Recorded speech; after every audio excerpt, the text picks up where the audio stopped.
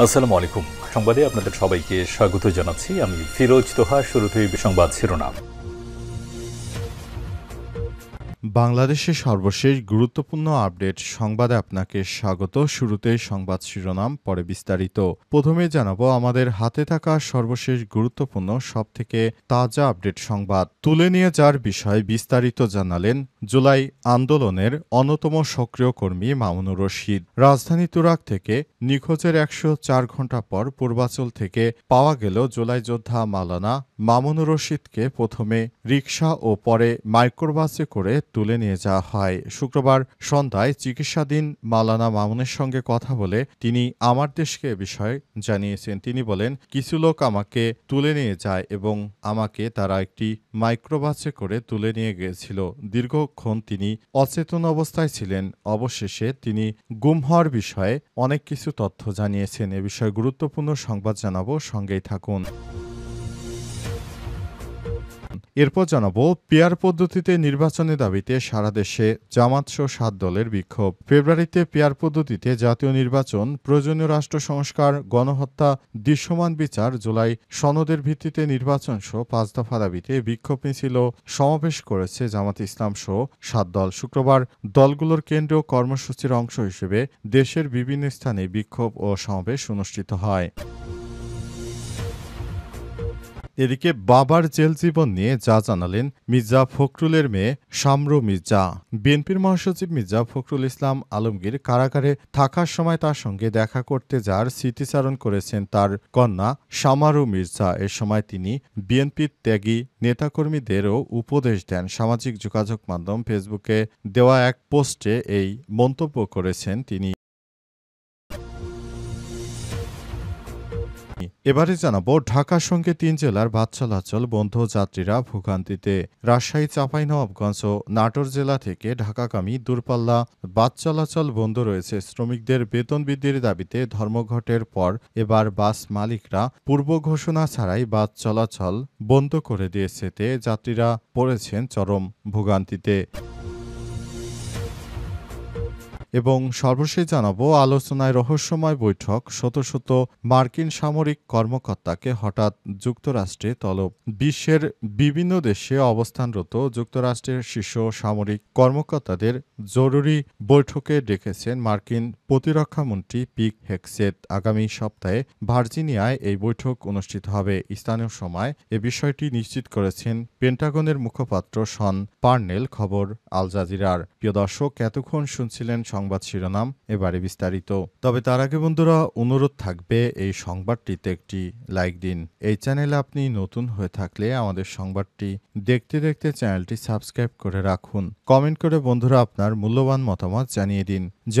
আপনি বিশ্বের কোন দেশ থেকে বা বাংলাদেশের কোন স্থান থেকে আমাদের সংবাদটি দেখছেন এবং শুনছেন। আর বন্ধুরা, এই সংবাদটি আপনার সোশ্যাল মিডিয়া ফেসবুকে শেয়ার করে বন্ধুদেরও দেখার সুযোগ করে দিন। গাজা যুদ্ধে আপনি যদি নিরীহ ফিলিস্তিনিদের ভালোবেসে থাকেন, বন্ধুরা কমেন্টে ইয়েস লিখে বিশ্ববাসীকে জানিয়ে দিন। এবারে বিস্তারিত। তুলে নিয়ে যাওয়ার বিষয়ে বিস্তারিত জানালেন মামুনুর রশিদ। রাজধানী তুরাগ থেকে নিখোঁজের ১০৪ ঘণ্টা পর পূর্বাচল থেকে পাওয়া গেল জুলাই যোদ্ধা মাওলানা মামুনুর রশিদকে প্রথমে রিকশা ও পরে মাইক্রোবাসে করে তুলে নিয়ে যাওয়া হয়। শুক্রবার সন্ধ্যায় চিকিৎসাধীন মাওলানা মামুনের সঙ্গে কথা বলে তিনি আমার দেশকে সব কথা বলেছেন। তুলে নিয়ে যাওয়ার বিবরণ দিয়ে মাওলানা মামুন বলেন, প্রতিদিনের ন্যায় আমি সকালে ফজরের পর হাঁটতে বের হই। হঠাৎ করে রিকশায় ৩ জন ব্যক্তি আমাকে বলে, ভাই, আমরা প্রতিদিন কাঁচা বাজারে গিয়ে চাঁদাবাজির শিকার হই, আমাদের সাথে একটু আসেন। এরপর আমি যেতে চাচ্ছিলাম না, তবু বলা যায় কথার রিকোয়েস্টের জেরে আমাকে নিয়ে যায় তারা। আমিও ভাবলাম কি হয়েছে, চলো যাই। এরপর কামারপাড়া স্ট্যান্ড পার হওয়ার আগেই রিকশা ভাড়া দিয়ে দেয় ওরা। কাঁচা বাজারের সামনে রিকশা থামতেই একটা হাইস মাইক্রোবাস আসে। সেখানে ভেতরে ৩ জন ছিল। বাহিরে থাকা ৩ জন আমাকে ধাক্কা দিয়ে উঠিয়ে ফেলে। এরপর আমাকে সাব্বিরের ছবি দেখা। আমি বলি, হ্যাঁ চিনি। উত্তর দিতেই জ্ঞান হারিয়ে ফেলি। সম্ভবত চেতনানাশক কিছু ছিল। এরপর আর কিছু বলতে পারছি না। উদ্ধারের বিষয় তিনি বলেন, পরে যখন জ্ঞান ফিরে আসে আমাকে সম্পূর্ণ সময় একটা চেয়ারে বসিয়ে রাখা হয়। পুরো সময়টা চেয়ারেই ছিলাম। কখন ঘুমালাম, কখন কি সেটা আমি জানি না। আজকে হঠাৎ করে মুখে পানি ছিটানোর কয়েকজন পর দেখতে পাই পূর্বাচলে আমি ওই মসজিদের পাশে, অর্থাৎ আমাকে উদ্ধার করা হয়েছে। উল্লেখ্য ২২শে সেপ্টেম্বর ভোরে রাজধানী তুরাকে হানিফ আলী মোড় এলাকায় বাসা থেকে বের হওয়ার পর নিখোঁজ হন তিনি বৈষম্যবিরোধী ছাত্র আন্দোলনের একজন সক্রিয় কর্মী। হঠাৎ করে তিনি নিখোঁজ হয়ে যায়। পুরো দেশ জুড়ে আতঙ্ক বিরাজ করে। অবশেষে তাকে পাওয়া গেল।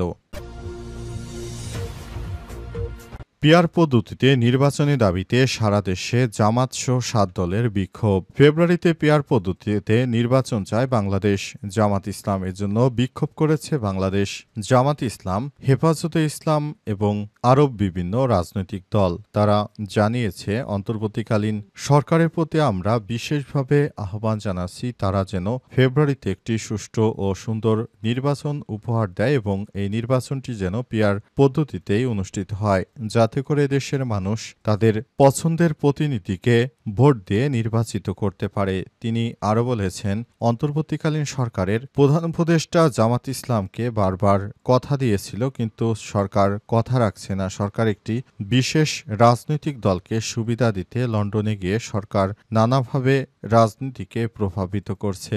অন্তর্বর্তীকালীন সরকারের প্রধান উপদেষ্টা প্রফেসর ড.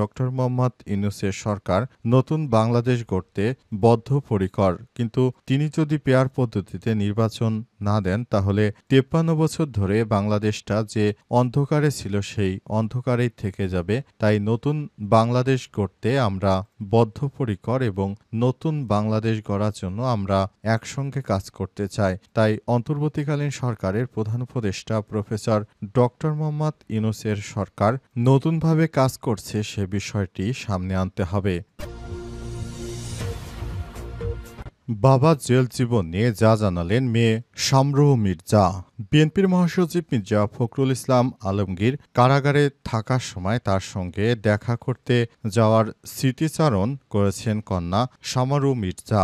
এ সময় তিনি বিএনপির ত্যাগী নেতাকর্মীদেরও উপদেশ দেন। সামাজিক যোগাযোগ মাধ্যম ফেসবুকে আজ দেয়া এক পোস্টে এই মন্তব্য করেছেন বিএনপির মহাসচিব মির্জা ফখরুলের মেয়ে শামরুহ মির্জা। বলেছেন, আমি যখন আমার বাবার সঙ্গে জেলখানায় দেখা করতে যেতাম, নিজের কষ্টের কথা কিছু বলতো না, শুধু বলতো ছেলেগুলোর কথা। কারো নখ তুলে নিয়েছে, কারো শরীর জুড়ে মারের দাগ, কেঁদে ফেলতো আব্বু।